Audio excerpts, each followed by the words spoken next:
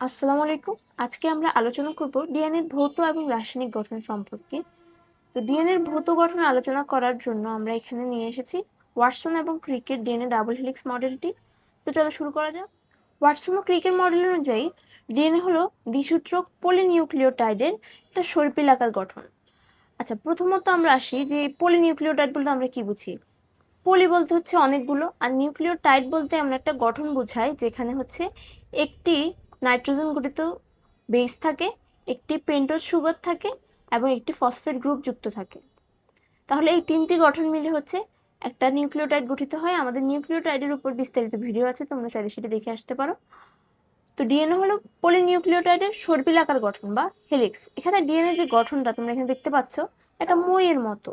তো এখানে হচ্ছে যে এই অর্ধেকটা হচ্ছে একটা পলিনিউক্লিওটাইড সূত্রক, আবার এই অর্ধেকটা হচ্ছে আরেকটা পলিনিউক্লিওটাইড সূত্রক, এবং দুটি সূত্রক মিলে এখানে এই যে একটা পেঁচানো একটা সিঁড়ির মতো একটা গঠন তৈরি করছে। তো ওয়াটসন ক্রিকের মডেল অনুযায়ী প্রথম পয়েন্টটা এটাই। দ্বিতীয় যে ব্যাপারটা মাত্র বললাম যে ডিএনএ দুটা স্ট্র্যান্ড নিয়ে গঠিত হয়, এই যে এটা হচ্ছে একটা স্ট্র্যান্ড, এই অর্ধেকটা হচ্ছে আরেকটা স্ট্র্যান্ড, এবং এগুলো মিলে একটা পেঁচানো সিঁড়ির মতো গঠন তৈরি করে। এই যে দুটা স্ট্র্যান্ড, এদের একটা বিশেষ বৈশিষ্ট্য আছে, সেটা হচ্ছে একটি স্ট্র্যান্ড হচ্ছে 5' থেকে 3' অভিমুখী, আর আরেকটি স্ট্র্যান্ড হচ্ছে 3' থেকে 5' অভিমুখী। এখন 3' থেকে 5' বা 5' থেকে 3' এই বিষয়গুলো আমরা একটু পরে আলোচনা করব। তাহলে আমাদের একটা বিষয় মনে রাখতে হবে, সেটা হচ্ছে ডিএনএ যে ডাবল হেলিক্সটা সেটা হচ্ছে পরস্পরের বিপরীতমুখী, একটা স্ট্র্যান্ড আর একটা স্ট্র্যান্ডের বিপরীতমুখী। এখন আসি ডিএনএর যে ডাবল হেলিক্যাল স্ট্রাকচার আছে সেটা কোন পার্টটা কি দিয়ে তৈরি সেটা দেখো। আমরা এটাকে যদি একটা হচ্ছে সিঁড়ির মতো চিন্তা করি বা একটা মইয়ের মতো চিন্তা করি, তাহলে মইয়ের যে হাতলটা, এই যে হাতলগুলো দেখতে পাচ্ছ লাল অংশটা, সেগুলো গঠিত হয় ফসফেট এবং সুগার মিলে। তাহলে আমরা জানি হচ্ছে ডিএনএতে নিউক্লিওটাইড থাকে, নিউক্লিওটাইডের মধ্যে থাকে সুগার, ফসফেট এবং হচ্ছে নাইট্রোজেনাস বেস। এর মধ্যে সুগার এবং ফসফেট মিলে একটা ব্যাকবোন তৈরি করে, যেটা হচ্ছে মূলত সিঁড়ির হাতলের মতো দেখায়। এইবার সিঁড়ির যে ধাপগুলো সেগুলো গঠিত হয় হচ্ছে নাইট্রোজেনাস বেস বা নাইট্রোজেন ঘটিত কিছু বেস দিয়ে গঠিত হয়, এবং নাইট্রোজেনাস যে বেস সেটা হচ্ছে দুই টাইপের থাকে, একটা হচ্ছে পিউরিন আরেকটি হচ্ছে পাইরিমিডিন।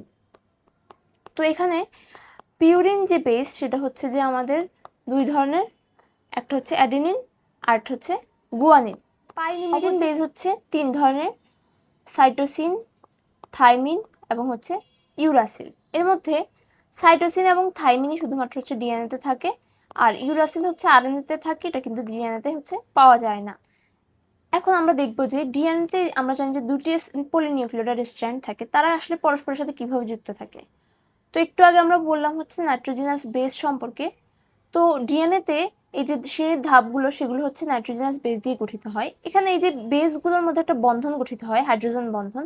তো এর একটা নিয়ম আছে, সেটা হচ্ছে যে একটা স্ট্র্যান্ডের পিউরিন আরেকটা স্ট্র্যান্ডের পাইরিমিডিনের সাথে বন্ধন গঠন করবে। যেমন একটা স্ট্র্যান্ডের অ্যাডেনিন বেস আরেকটা স্ট্র্যান্ডের থাইমিনের সাথে হচ্ছে দুটি হাইড্রোজেন বন্ধনের মাধ্যমে যুক্ত হয়। আবার একটা স্ট্র্যান্ডের গুয়ানিন আরেকটা স্ট্র্যান্ডের সাইটোসিনের সাথে তিনটি হাইড্রোজেন বন্ধনের মাধ্যমে যুক্ত হয়। তাহলে অ্যাডেনিন সবসময় হচ্ছে থাইমিনের সাথে যুক্ত হয়, যেখানে অ্যাডেনিন হচ্ছে একটি পিউরিন বেস আর থাইমিন হচ্ছে একটা পাইরিমিডিন। অপরদিকে গুয়ানিন সবসময় সাইটোসিনের সাথে যুক্ত হয়। তাহলে এখানে গুয়ানিন হচ্ছে একটা পিউরিন বেস আর সাইটোসিন হচ্ছে একটা পাইরিমিডিন। তাহলে পিউরিনের সাথে সবসময় পাইরিমিডিনের যে হাইড্রোজেন বন্ডিং হয়, এই জিনিসটার নামই হচ্ছে কমপ্লিমেন্টারি বেস পেয়ারিং, এবং ডিএনএ অণুতে সবসময় হচ্ছে কমপ্লিমেন্টারি বেস পেয়ারিং বা পরিপূরক বেস পেয়ারিং হয়ে থাকে। এবার আসি ডিএনএর যে পূর্ণ ঘূর্ণন, ডিএনএ ডাবল হেলিক্সের পূর্ণ ঘূর্ণনের দূরত্ব হচ্ছে 34 অ্যাংস্ট্রোম বা 3.4 ন্যানোমিটার। এখন এই যে দেখো ডিএনএ একটা স্ট্র্যান্ড যদি আমরা চিন্তা করি, এটাকে একটা হচ্ছে আমরা ওয়েভ বা তরঙ্গের মতো চিন্তা করি, তাহলে এই তরঙ্গটার, আমরা জানি দুটি তরঙ্গ শীর্ষের মধ্যে যে দূরত্বটা সেটা হচ্ছে একটা পূর্ণ ঘূর্ণনের দূরত্ব, যেটাকে ওয়েভলেংথ বা তরঙ্গ দৈর্ঘ্য বলে। ঠিক ডিএনএ এর মধ্যে বিষয়টা এরকম, এই যে এই স্ট্র্যান্ডের দুটো শীর্ষের মধ্যে যে দূরত্বটা সেটা হচ্ছে ডিএনএ এর একটা পূর্ণ ঘূর্ণনের দূরত্ব, এবং সেটা হচ্ছে 3.4 ন্যানোমিটার বা হচ্ছে 34 অ্যাংস্ট্রোম। এবং এই দূরত্বের মধ্যে হচ্ছে যে আমাদের বেস পেয়ার মোট হচ্ছে যে 10টা থাকে। তাহলে আমাদের যদি আমরা বলি পাশাপাশি দুটি বেস পেয়ারের মধ্যে দূরত্ব করতো, তাহলে হচ্ছে 34 অ্যাংস্ট্রোম ডিভাইডেড বাই 10, অর্থাৎ 3.4 অ্যাংস্ট্রোম বা 0.34 ন্যানোমিটার দূরত্ব একটি বেজের সাথে আরেকটি বেজের। এবার আসি ডিএনএর যে ডাবল হেলিক্সটা এখানে আমরা দেখতে পাচ্ছি, সেটার যে ব্যাস সেটা হচ্ছে 20 অ্যাংস্ট্রোম বা 2 ন্যানোমিটার, অর্থাৎ এই যে ময়ের গঠনটা আমরা যদি চিন্তা করি, এই ময়ের এই পুরো দূরত্বটা হচ্ছে আমাদের 20 অ্যাংস্ট্রোম বা 2 ন্যানোমিটার। তাহলে আমরা এখন যদি ওয়াটসন ক্রিকের মডেলটাকে সাম আপ করি, তাহলে ডিএনএ হচ্ছে একটা দ্বিসূত্রক পলিনিউক্লিওটাইডের সর্পিলাকার গঠন।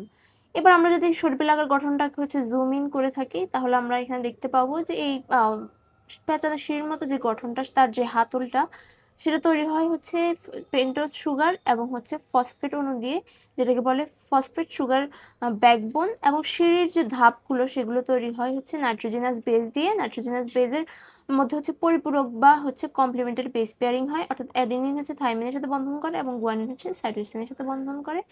এখন আমরা আলোচনা করব চারগাফস রুল সম্পর্কে, যেটা ডিএনএ অণুতে দেখা যায়। সেটা হচ্ছে ডিএনএতে অ্যাডেনিনের পরিমাণ এবং থাইমিনের পরিমাণ সমান থাকে, অর্থাৎ অ্যাডেনিন কন্টেন্ট এবং থাইমিন কন্টেন্ট সমান।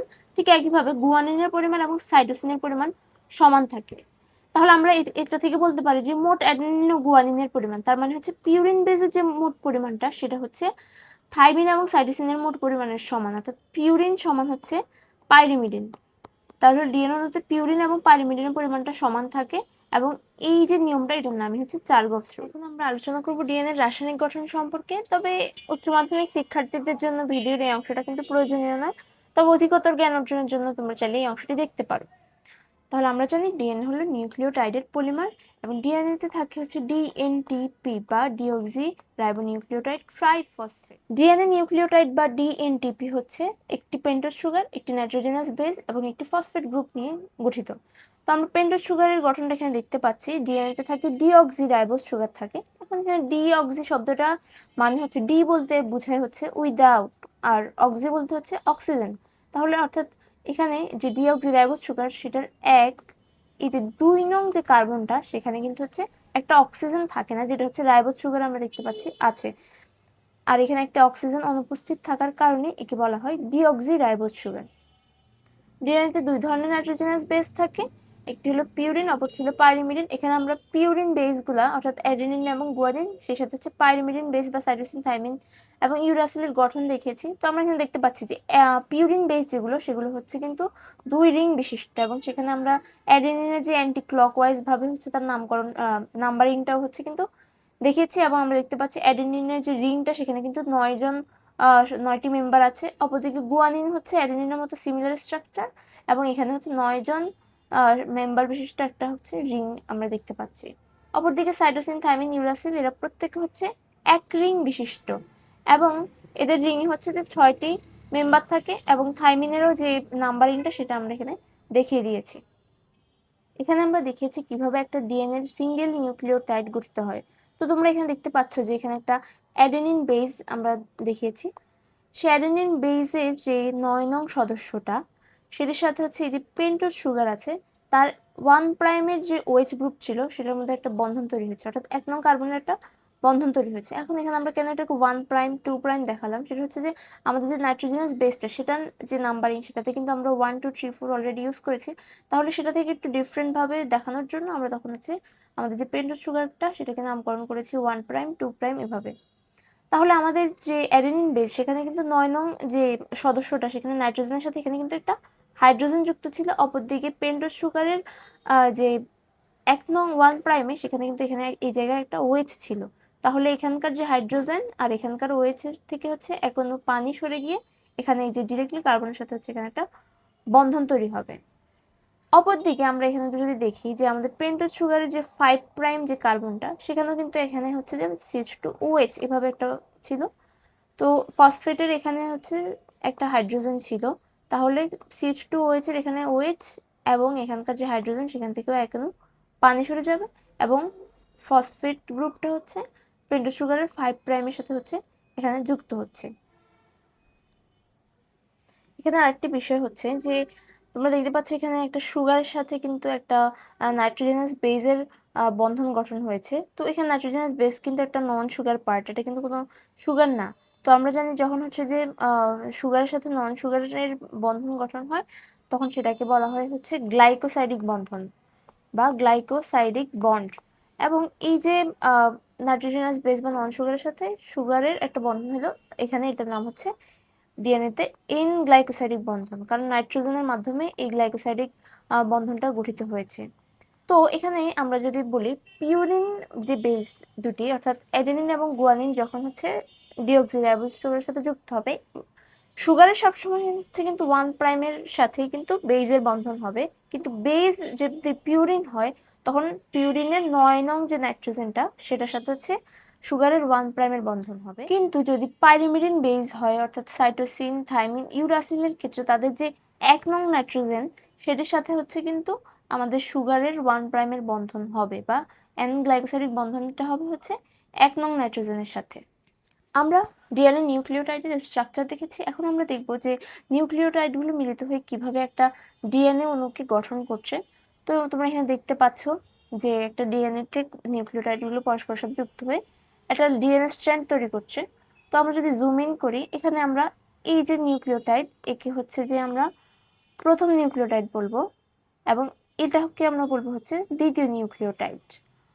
তো প্রথম নিউক্লিওটাইডের অ্যাজ ইউজুয়াল প্রথম নিউক্লিওটাইডের 5' হচ্ছে কিন্তু একটা ফসফেট গ্রুপ যুক্ত আছে, আবার দ্বিতীয় নিউক্লিওটাইডেরও 5' হচ্ছে একটা ফসফেট গ্রুপ যুক্ত আছে। তো যখন এই দুটো নিউক্লিওটাইড হচ্ছে কাছাকাছি আসবে, তখন আমরা দেখি যে প্রথম যে সুগারটা, প্রথম নিউক্লিওটাইডের যে সুগার সেখানে 3' কিন্তু একটা ওয়েজ ছিল, 3' কিন্তু একটা ওয়েজ ছিল, মনে করো ফসফেট গ্রুপটা নেই, কিন্তু এখানে 3' জেনারেলি হচ্ছে একটা ওয়েজ ছিল। আর দ্বিতীয় নিউক্লিওটাইডের হচ্ছে 5' অ্যাজ ইউজুয়াল একটা ফসফেট গ্রুপ ছিল, ফসফেটের এখানে হচ্ছে একটা হাইড্রোজেন গ্রুপ যুক্ত ছিল। তো যখন এরা দুটি নিউক্লিওটাইড কাছাকাছি আসবে, তখন প্রথম নিউক্লিওটাইডের যে সুগারের 3' ওএইচ সেখান থেকে এবং দ্বিতীয় নিউক্লিওটাইডের 5' ফসফেটের এইচ থেকে এখানে এক অণু পানি কিন্তু সরে যাবে। তখন যেটা হবে, এক অণু পানি যদি এখান থেকে সরে যায় তাহলে এখানে একটা লিঙ্কেজ কিন্তু তৈরি হবে, এবং এই যে ফসফেট গ্রুপটা সেটির মাধ্যমে হচ্ছে কিন্তু প্রথম এবং দ্বিতীয় নিউক্লিওটাইড পরস্পরের সাথে যুক্ত হয়ে যাবে। তখন এই যে বন্ধনটা, এটাকে আমরা একটা নাম দিই, সেটার নাম হচ্ছে ফসফোডাইএস্টার বন্ধন। এখন এখানে হচ্ছে যে ফসফোডাই এস্টার কেন বলা হচ্ছে, এটা ডাই এস্টার কেন? আমরা জানি এস্টার হচ্ছে অ্যালকোহল আর অ্যাসিডের যৌগ। তো এখানে তুমি দেখবে যে প্রথম যে নিউক্লিওটাইডের সুগারটা সেটা 3' কিন্তু হচ্ছে একটা ওয়েজ যুক্ত ছিল, তার মানে এটাকে আমরা একটা অ্যালকোহলিক গ্রুপ বলতে পারি। আবার হচ্ছে যে দ্বিতীয় যে নিউক্লিওটাইড সেটার 5' যে CH2 সেখানেও কিন্তু একটা ওয়েজ যুক্ত ছিল, তার মানে অর্থাৎ সুগারগুলো হচ্ছে কিন্তু অ্যালকোহলিক কম্পাউন্ড। আর যখন তারা হচ্ছে ফসফেটের মাধ্যমে যুক্ত হচ্ছে, এখানে ফসফেট কি একটা অ্যাসিডিক কম্পাউন্ড, তাহলে এখানে অ্যাসিডের সাথে যখন অ্যালকোহলের বন্ধন হয় তখন সেটাকে আমরা বলি এস্টার বন্ধন। আর যেহেতু এখানে অ্যাসিড গ্রুপটা হচ্ছে কিন্তু দুইটা অ্যালকোহলিক গ্রুপের সাথে বন্ধন তৈরি করেছে, তাই এটির নাম হচ্ছে ফসফোডাইএস্টার বন্ধন। এবার আমরা হচ্ছে দুটি ডিএনএ স্ট্র্যান্ডের মধ্যে কিভাবে হচ্ছে কমপ্লিমেন্টারি বেস পেয়ারিং হয় সেটা আমরা দেখালাম। তো এখানে দেখা যাচ্ছে থাইমিনের সাথে হচ্ছে অ্যাডেনিনের এখানে দুটি স্থানে হচ্ছে হাইড্রোজেন বন্ড হয়েছে। এখন হাইড্রোজেন বন্ড আমরা জানি হচ্ছে নাইট্রোজেন হাইড্রোজেন বা অক্সিজেন হাইড্রোজেন অথবা ফ্লোরিন হাইড্রোজেন সাধারণত এরকম হয়ে থাকে। তো ডিএনএতে কোনো ফ্লোরিন নাই, তার কারণ হচ্ছে এখানে নাইট্রোজেন হাইড্রোজেন এবং অক্সিজেন হাইড্রোজেন এই টাইপের হচ্ছে হাইড্রোজেন বন্ধন গঠিত হবে। এখন থাইমিন আর অ্যাডেনিনের মধ্যে হচ্ছে দুটা কিন্তু হাইড্রোজেন বন্ডিং সাইট আছে অনলি, আর কিন্তু এই দুটো ছাড়া কিন্তু আর কোনো মানে হাইড্রোজেন বন্ড গঠনের কিন্তু কোনো ওয়ে নাই। তো যার কারণ হচ্ছে এখানে দুইটা মাত্র হাইড্রোজেন বন্ড গঠিত হয়। অপরদিকে গুয়ানিন ও সাইটোসিনে দেখো 3টা হাইড্রোজেন বন্ড গঠনের মতো হচ্ছে কিন্তু সাইট আছে, এবং যার কারণ হচ্ছে এখানে কিন্তু 3টা হাইড্রোজেন বন্ড গঠন করা সম্ভব। আরেকটা প্রশ্ন আসে যে কেন আমরা বলি যে দুইটা যে স্ট্র্যান্ড, একটা হচ্ছে 5' থেকে 3' আর একটা হচ্ছে 3' থেকে 5' ডিরেকশনে যায়, অর্থাৎ এটা কেন অ্যান্টি প্যারালাল। তো 5' বলতে যেটা বোঝাচ্ছে, এখানে দেখবে যে বাম পাশের আমরা যে স্ট্র্যান্ডটা দেখছি এই স্ট্র্যান্ডের কিন্তু মানে যে স্টার্টিং, সেই স্টার্টিংয়ে কিন্তু হচ্ছে একটা 5' ফসফেট ফ্রি স্টেটে দেখা যাচ্ছে। তো এই 5'-এর সাথে যে ফসফেটটা সেটা হচ্ছে ফ্রি স্টেটে থাকার কারণে এবং এটা হচ্ছে স্টার্টিংয়ে থাকার কারণে তখন আমরা এটাকে বলি 5' প্রান্ত। আর এটা যে শেষটা সেখানে কিন্তু হচ্ছে 3'টা হচ্ছে ফ্রি, 3' যে ওয়েজটা সেটা হচ্ছে ফ্রি স্টেটে আছে। তো যার কারণে আমরা বলি যে এটা হচ্ছে 5' একটা এন্ড আর এটা হচ্ছে 3' এন্ড, এবং এটা যেহেতু 5' থেকে 5' থেকে শুরু হয়ে 3'এ গিয়ে শেষ হয়েছে, যার কারণে এটার নাম হচ্ছে 5' থেকে 3' ডিরেকশনে গেছে। ঠিক একইভাবে এই যে স্ট্র্যান্ডটা এটা সম্পূর্ণ উল্টাভাবে গিয়েছে হচ্ছে ডান পাশের স্ট্র্যান্ডটা। তো এখানে হচ্ছে যে এই যে 3' ওয়েজটা কিন্তু এখানে ফ্রি স্টেটে আছে এবং এটা হচ্ছে স্টার্টিং হিসেবে কাজ করছে। তো এখানে যে শেষটা সেখানে হচ্ছে 5' ফসফেট দিয়ে এটা হচ্ছে শেষ হয়েছে, এবং 5' ফসফেটটা হচ্ছে এখানে ফ্রি স্টেটে আছে, তাই এটা রিডিং ফ্রেমটা হবে হচ্ছে 3' থেকে 5'-এর দিকে।